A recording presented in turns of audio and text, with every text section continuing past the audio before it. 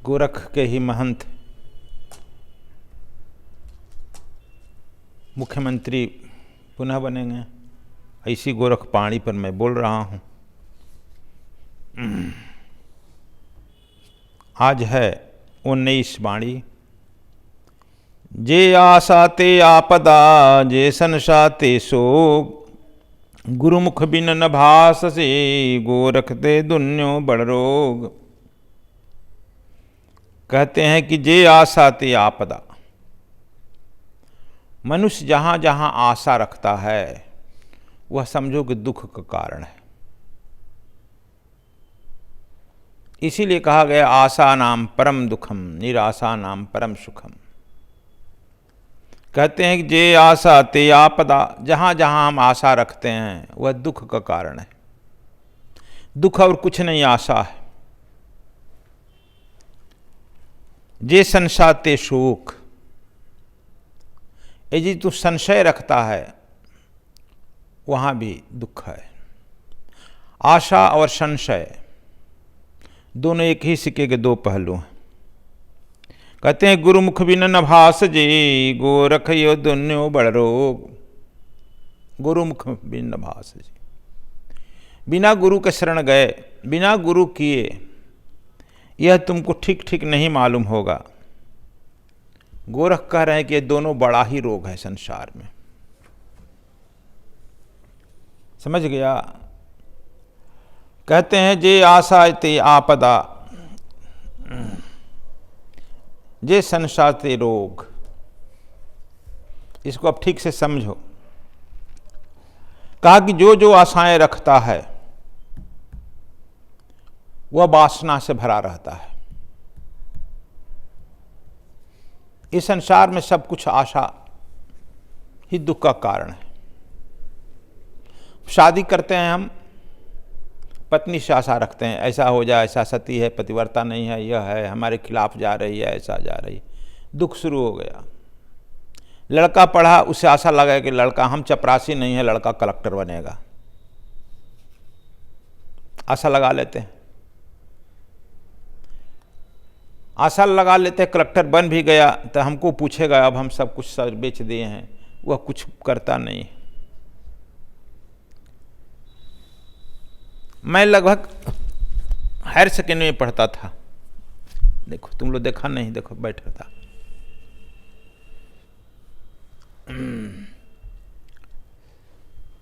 तो यह भी नहीं देख रहा है कहाँ से अटैक कर रहा है सब राक्षस, चुप देख रहा है, काट लिया। अच्छा, तो खैर यह तुम लोगों से कह रहा था बचपन में। एक व्यक्ति था, ठाकुर साहब थे।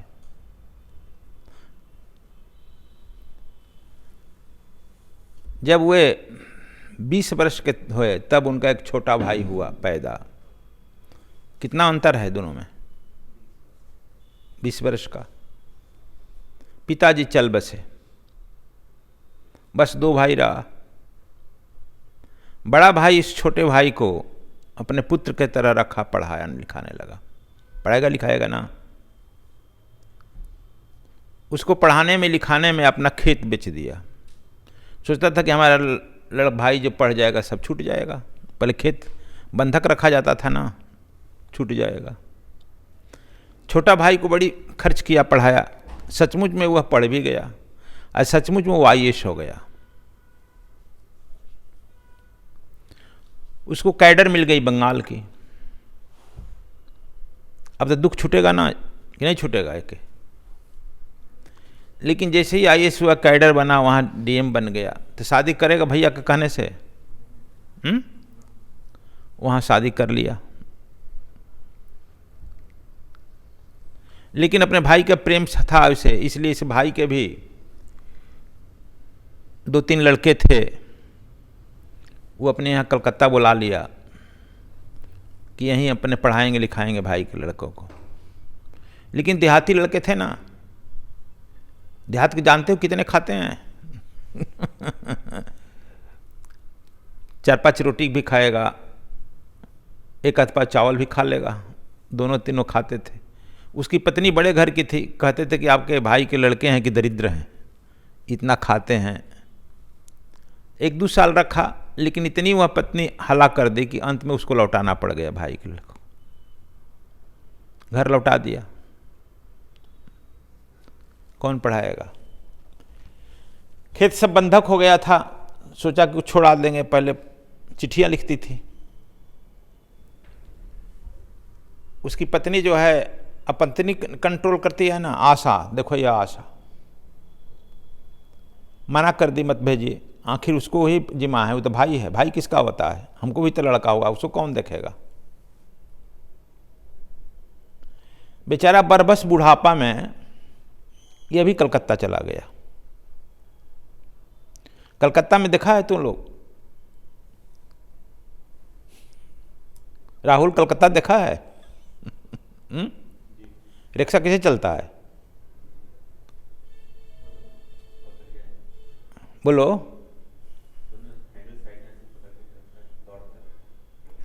रिक्शा जो है अपने पकड़ के दौड़ता है आदमी अपने। जब पहले हम कलकत्ता गए और रिक्शा पर चढ़े उतर गए, बक हम नहीं चढ़ेंगे। आदमी ही लेके दौड़ रहा है रिक्शा को, आदमी दौड़ रहा रिक्शा को, चलाता नहीं है, पैर से दौड़ता। हम नहीं बैठे, ट्राम से गया है, छोड़ दिए कि तो बड़ा। वह बेचारा शरीर से मोटा ताजा था, ये घर बिक गया, रिक्शा हाँकने लगा, रिक्शा चलाने लगा, और क्या कर सकता है। एक दिन उसकी पत्नी कहीं से आ रही थी, संजोग से, संजोग ऐसा होता है, डीएम साहब की पत्नी, सरकारी गाड़ी बिगड़ गई। ये रिक्शा वाला वहीं खड़ा था, ड्राइवर आया, कहा गया रिक्शा इधर आओ। ये रिक्शा गया, मोटा तगड़ा आदमी लेकर गया, कहा कि मैडम को बैठाओ, डीएम क्वार्टर छोड़ाओ। जी डीएम क्वार्टर सुना तो झंडे उसको हो गया। शादी में इधर उधर से देख ही लिया था, कहा कि भाई तो हमारी छोटे भाई की पत्नी है, अब इससे हम पैसा क्या मांगेंगे। खैर अच्छा है, नहीं पहचानती है, गमछी रखा था तेरी, अपना मुंह बांधा, चलो ये भी नहीं पहचाने, गमछी मुंह पर बांधा और दौड़ते हुए चल दिया। डीएम कोठी के हैं गया तो कहा मैडम उतर जाइए, उतर अपने मुंह बांधे हुए, उनका सामान वामान उतार दिया। कहा कि पैसा कितना लेगा, पैसा कितना हुआ तुम्हारा, मुंह क्यों बांधे हो, गुंडे हो क्या। चपरासी उपरासी उसके आ गए, क्या पैसा हुआ, तो बेचारा कहा कि इससे पैसा क्या लें, छोटी भाई पत्नी है, छोटे भाई से उधर के लोग तो छुआता नहीं है पत्नी। वह रिक्शा लेकर भाग गया तेजी से। वह कही कि तो बड़ा मूर्ख आदमी है, पैसा नहीं लिया, रिक्शा लेकर भाग गया। अपने घर पर गई बात, यह वाक्या कही अपने भाई से, अपने पति से, अरे एक ऐसा ऐसा रिक्शा वाला था, कैसा था, ऐसे मोटा था, तगड़ा था, ऐसा देह था, देह उसका मुँह तो आप ही से मिलता जुलता था। हम ही से था, हाँ, आप ही से मिलता जुलता था। यहाँ हमको उतार दिया, पैसा भी नहीं लिया, भाग गया। भाई उसका समझ गया कि आज भैया की स्थिति यह हो गई, कलकत्ते में मैं डीएम हूँ और कलकत्ते में वो रिक्शा चला रहे हैं, लेकिन मैं कुछ कर नहीं सकता हूँ। यदि मैं पत्नी से कह दूं कि मेरा भाई है बड़ा, मैं उसको रखूंगा, तो फिर बवाल घर में होगा ना, स्वीकार नहीं करेगी। ऐसा ही तुम्हारा भाई है रिक्शा वाला, क्या स्टैंडर्ड है तुम्हारी। चुप लगा गया।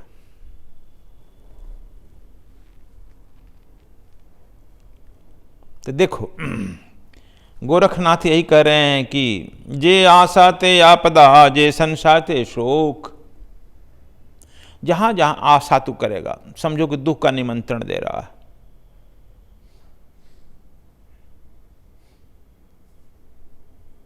हम भी बहुत आशा जैसी से किया, बहुत कुछ किया, दुख मालूम है, दुखम। इसलिए गोरखनाथ बहुत सजग होकर कह रहे हैं, अजय संशाते शोक, अपने गुरु पर गोविंद पर भी तू संशय करेगा, दुख वहां भी आ जाएगा, शोक दुख आ जाएगा। इसलिए कह रहे हैं, बड़ी इंपॉर्टेंट बात कह रहे हैं, जहां जहां भी तुम्हारी आकांक्षाएं होगी वहां वहां से तुमको उतना ही विषाद मिलेगा, दुख मिलेगा, कष्ट मिलेगा। अपनी कर्तव्य करो, निराशा नाम परम सुखम, निराशा रहो। निराशा का मतलब यह नहीं हो कि हम पढ़ रहे हैं या फेल हो गए मुंह लटका लिए, वो निराशा नहीं। निर्धन आश, निराशा का अर्थ मैं पहले बता चुका हूं, निर्धन आश, जो किसी से आशा ही नहीं रखे उसको निराशा कहा जाता है। निर्धन आश, कोई आशा नहीं, मैं अपना कर्तव्य किए जा रहा हूं बिना आशा के, उस व्यक्ति को कोई दुख नहीं होगा।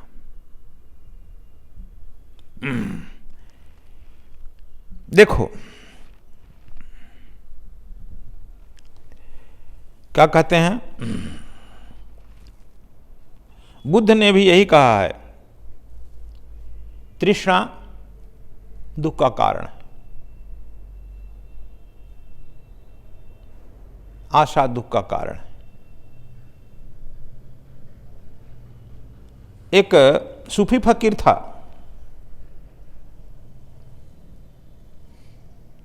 एक बार एक उसके सर नजदीक गया, है ना जी, जाकर क्या पूछा,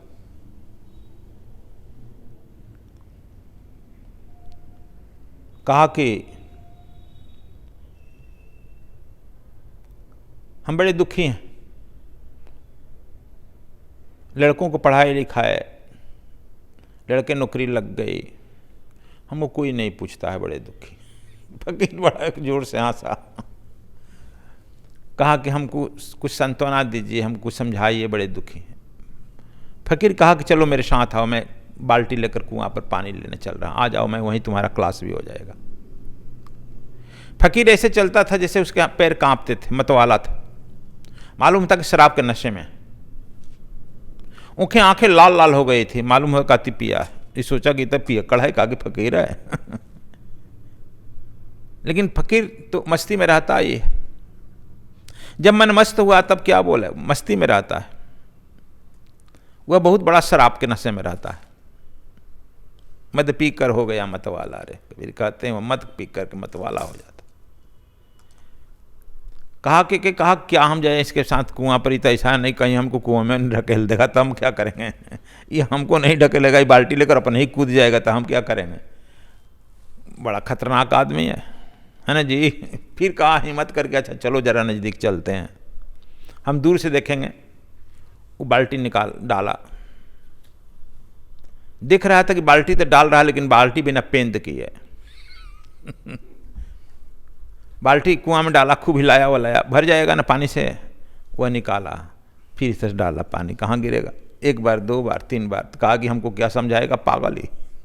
ये अपने पागल है, यह शराब के नशे में। 3 बार निकाला तो कहा एक भाई कि क्या कहा जी, अरे तू पागल है कि साधु है कि संत है, क्या है ये पहले बताओ, ये बिना पेंद के बाल्टी भर रहा है, पानी आएगा। कहा कि अच्छा बिना पेंद की है तो हाँ पानी नहीं आएगा, तो नहीं, इसे आशा करना बेकार है ना। कहा कि ये भी नहीं जानता, हमको समझाने चला है। अच्छा अब तो आपको समझाने, आप समझ गए क्या। कहा आप जितना ही जीवन में काम कर रहे हैं, घर परिवार बेटा बेटी, ये सब पेंद का, बिना पेंद का बाल्टी है। भरते रहो, कुछ मिलने वाला नहीं है।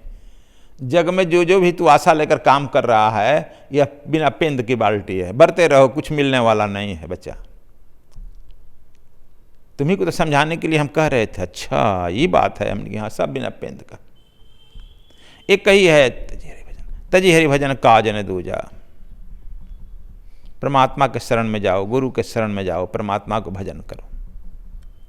कहाँ कहाँ आशा किया है। कहते हैं, कहे कि देखो उसी तरह से हमारी तृष्णा रूपी बाल्टी कहीं भरती नहीं, तृष्णा आशा रूपी बाल्टी कहीं भरती नहीं। हम यह करते हैं, वह करते हैं, यह करते हैं, वह करते हैं, फिर देवी देवता के चक्कर में पड़ते हैं, कभी कुछ पूरा होता नहीं। इसलिए कहते हैं जे आशा ते आपदा, जे संशय ते शोक। आशा और संशय दोनों एक ही सिक्के के दो पहलू हैं। कितना भी तुम कहो यह भरने वाला नहीं। कहते हैं कि यह आगे कहते हैं जे संशास्ते शोक। शंकालु आदमी के जीवन में भी सफलता कभी मिलेगा नहीं। शंका तोड़ता है। तुम आया है गुरु जी के यहाँ, कहे कि हमारा यह काम होगा कि नहीं, काम होगा कि नहीं, काम होगा नहीं, शंका करेगा। ये तुम्हारे जीवन को खंड विखंड करेगा। श्रद्धा जो है जोड़ता है। श्रद्धा जहां तुम अपने गुरु पर रखेगा, गोविंद पर रखेगा, बरस जाएगा, तुमसे बरस जाएगा। और संशय तुमको तोड़कर खंडित खंडित कर देगा। कुछ मिलने वाला नहीं। भगवान कृष्ण भी अर्जुन से कहते हैं, अर्जुन संशय आत्मा विनश्यन्ति। संशय जो होता है आत्मा उसको विनाश कर देती है, विनाश की तरफ ले जाती है। देखो, मैं ये सब बहुत देखा हुआ बात बताते हैं। हमारे गुरुजी स्वामी आत्मादास जी 80 की घटना होगी। स्वामी आत्मादास जी बैठे थे, शाम को सत्संग हो रहा था। एक ही साथ दो आदमी आए, उसमें से एक तो मेरे परिचित थे, बहुत नज़दीकी भी थे, विद्वान थे। दोनों आदमी अपने अपने लड़के को लेकर आया। संयोग से दोनों अपना दुख कहे कि हमारे लड़के को मिर्गी, बेहोश होता है, गिर जाता है, जाता हो जाता। उस समय उलेन कपड़ा, ठंडा का दिन था, उलेन कपड़ा जानते हो रीठा से धोया जाता था। आजकल तो रीठा खत्म हो गया ना, आजकल रीठा कीमत नहीं। उलेन कपड़ा उस समय रीठा से धोया जाता था। अब तो क्या क्या सर्फ नहीं आ गई। वो उनका चादर धोने